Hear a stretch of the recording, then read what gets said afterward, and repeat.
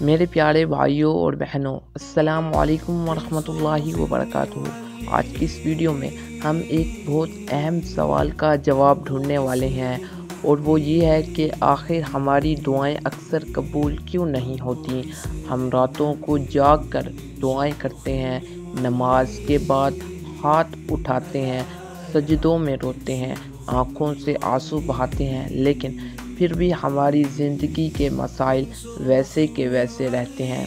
ہماری خواہشیں پوری نہیں ہوتی اور ہماری تمنائیں ادھوری رہ جاتی ہیں۔ دل یہ سوچنے پر مجبور ہو جاتا ہے کہ کیا واقعی اللہ تعالیٰ ہماری دعائیں سنتا ہے؟ کیا واقعی اللہ تعالیٰ ہماری فریاد پر رحم کرتا ہے؟ یہ سوال ہر مسلمان کے دل میں کبھی نہ کبھی ضرور آتا ہے، لیکن اگر ہم قرآن و حدیث کی روشنی میں دیکھیں تو یہ حقیقت بالکل واضح ہو جاتی ہے کہ اللہ تعالیٰ اپنے بندے کی ہر دعا سنتا ہے۔ کوئی دعا ضائع نہیں کی جاتی، لیکن کبھی قبولیت میں تاخیر ہوتی ہے اور کبھی دعا رد کر دی جاتی ہے کیونکہ وہ بندے کے حق میں بہتر نہیں ہوتی۔ اصل مسئلہ یہ ہے کہ ہم دعا کو صرف ایک رسمی عمل سمجھ لیتے ہیں۔ اکثر ایسا ہوتا ہے کہ زبان دعا کے کلمات دہرا رہی ہوتی ہے، لیکن دل کہیں اور بھٹک رہا ہوتا ہے۔ نبی کریم صلی اللہ علیہ وآلہ وسلم نے فرمایا کہ اللہ تعالیٰ اس دعا کو قبول نہیں کرتا جو غافل دل سے کی جائے۔ اس کا مطلب یہ ہوا کہ اگر ہم دل سے یقین اور توجہ کے ساتھ دعا نہیں کریں گے تو اس کا اثر نہیں ہوگا۔ دوسری بڑی وجہ یہ ہے کہ ہم بعض اوقات ایسی خیر چیزیں مانگتے ہیں جو ہمارے حق میں نقصان دہ ہوتی ہیں۔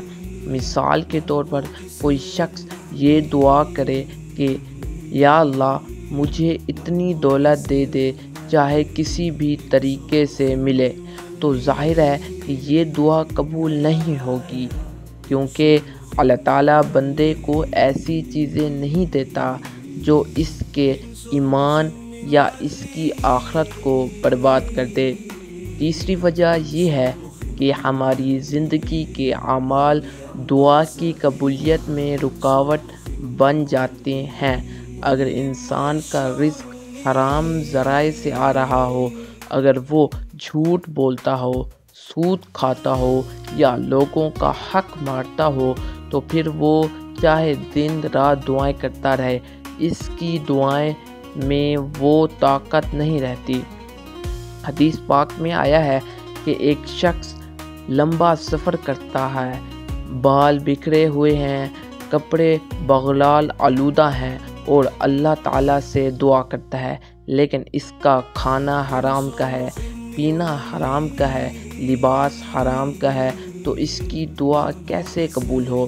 یہ ہمیں سوچنے پر مجبور کرتا ہے کہ دعا صرف زبان سے مانگنے کا نام نہیں، بلکہ اس کے لیے دل کی صفائی، اعمال کی درستگی اور حلال کمائی بھی ضروری ہے۔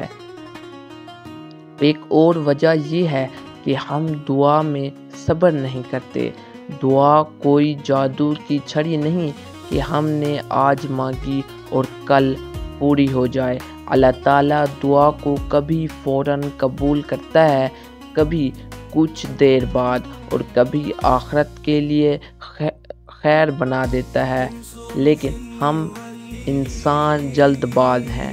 ہم چاہتے ہیں کہ سب کچھ فوراً ہو جائے۔ جب دعا میں تاخیر ہو جاتی ہے تو ہم مایوس ہو جاتے ہیں اور کہنا شروع کر دیتے ہیں کہ میری دعا تو قبول ہی نہیں ہو رہی۔ نبی کریم صلی اللہ علیہ وآلہ وسلم نے فرمایا کہ بندے کی دعا قبول ہوتی رہتی ہے جب تک وہ جلد بازی نہ کرے۔ اب یہ ہماری وجوہات سامنے رکھنے کے بعد ایک سوال اور پیدا ہوتا ہے کہ کیا کوئی ایسا طریقہ ہے جس سے ہماری دعائیں جلد قبول ہو سکیں؟ کیا کوئی ایسا ذریعہ ہے جسے اپنی دعاؤں میں شامل کر کے ہم اپنی تمناؤں اور حاجتوں کو پورا کر سکیں؟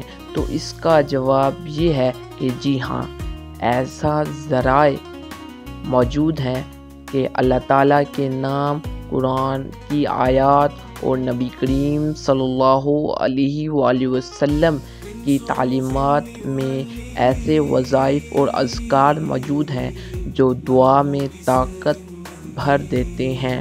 اگر ہم ان وظائف کو دعا کے ساتھ ملا دیں تو دعا زیادہ مؤثر ہو جاتی ہے۔ یہاں میں آپ کو یہ بتانا چاہوں گا کہ اگر آپ چاہتے ہیں کہ آپ کی دعا قبول ہو تو اپنی دعا میں یہ خاص وظیفہ ضرور شامل کریں۔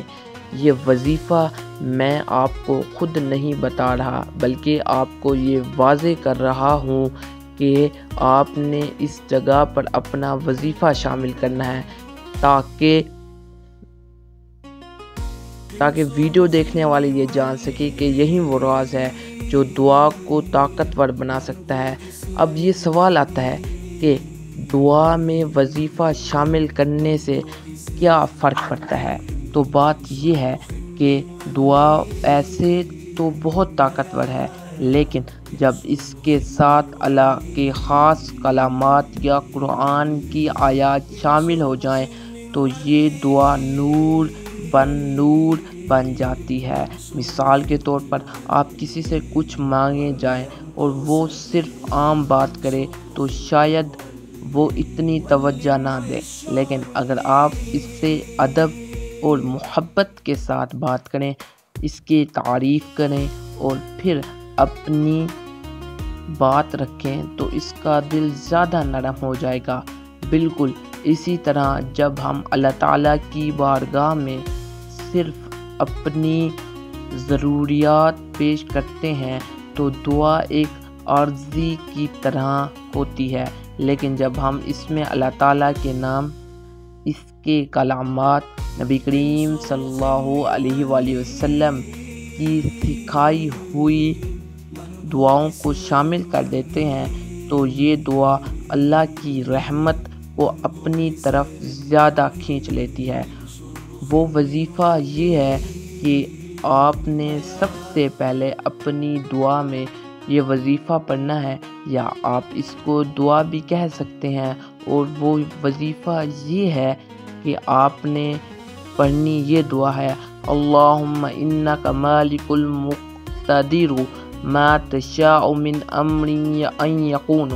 ترجمہ: اے اللہ، بے شک تو ہی بادشاہ ہے اور سب پر قادر رکھنے والا ہے، جو تو کسی بھی کام کا ارادہ فرمائے تو وہ ہو جاتا ہے۔ لہذا اگر آپ چاہتے ہیں کہ آپ کی دعائیں رد نہ ہوں، آپ کی تمنائیں پوری ہوں، آپ کی حاجتیں آسانی سے قبول ہوں، تو اپنی دعا کو خالی نہ چھوڑیں بلکہ اس کے ساتھ وہ خاص وظیفہ ضرور شامل کریں۔ یہ وظیفہ آپ کی دعاؤں کو آسمان تک پہنچا دے گا، آپ کے دل کو سکون دے گا اور آپ کی پریشانیوں کو ختم کر دے گا۔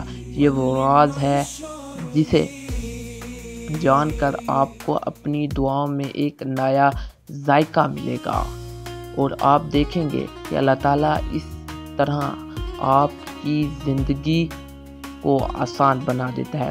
امید کرتا ہوں آپ کو ہماری یہ ویڈیو اچھی لگی ہو۔ اگر اچھی لگی ہو تو مہربانی فرما کر آپ ہمارے چینل کو سبسکرائب کر لیں تاکہ ہر آنے والے ویڈیو کو نوٹیفیکیشن آپ تک لازمی پہنچتا رہے۔ آپ اپنا خیال رکھیے گا، تب تک کے لیے اللہ حافظ۔